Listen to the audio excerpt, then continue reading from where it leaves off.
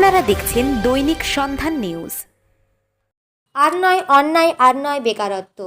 সমস্ত বিধানসভা জুড়ে ভারতীয় জনতা পার্টির যুব মোর্চার পক্ষ থেকে আর নয় অন্যায়, আর নয় বেকারত্ব এই সূত্র ধরে দলনেত্রীর যে মিথ্যা প্রচার করছে তার বিরুদ্ধে প্রতিবাদ জানিয়ে এ কর্মসূচি পালন করা হয়েছে মেদিনীপুর শহর, শালবনী ও গড়বেতা।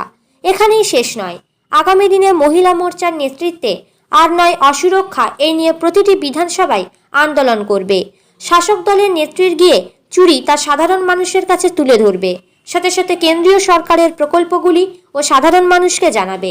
ভারতীয় জনতা পার্টি আমাদের পুরো রাজ্য জুড়ে সমস্ত বিধানসভায় যুব মোর্চার নেতৃত্বে আর নয় অন্যায়, আর নয় বেকারত্ব এই ইস্যুতে মমতা ব্যানার্জি যে ভাঁওতাবাজি যুবকদের প্রতি করছে তার বিরুদ্ধে প্রতিবাদ জানিয়ে সমস্ত বিধানসভায় এই কার্যক্রম হচ্ছে।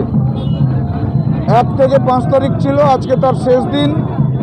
আজকে মেদিনীপুর শহরে এবং চন্দ্রকোনা রোডে শালবনী বিধানসভার কার্যক্রম হচ্ছে।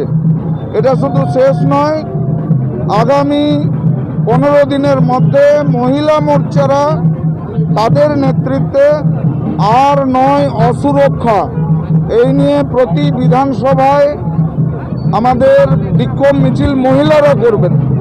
আজ থেকে আরেকটা কার্যক্রম শুরু হয়েছে। আজ থেকে আমাদের গৃহ সম্পর্ক অভিযানের সূচনা হয়েছে। আমাদের কর্মীরা, আমাদের কার্যকর্তারা তারা লিফলেট নিয়ে বাড়ি বাড়ি যাবেন। মমতা ব্যানার্জির যে অন্যায়, মমতা ব্যানার্জির যে চুরি সাধারণ মানুষের কাছে তুলে ধরবেন, সাথে সাথে কেন্দ্রীয় সরকারের যে প্রকল্প সে বিষয়ে সাধারণ মানুষকে জানাবেন। এই কার্যক্রমগুলো আমাদের আছে। আজকে এটা শুরু হলো। আমি যা দেখতে পাচ্ছি প্রায় 3000-এরও বেশি বাইক আছে।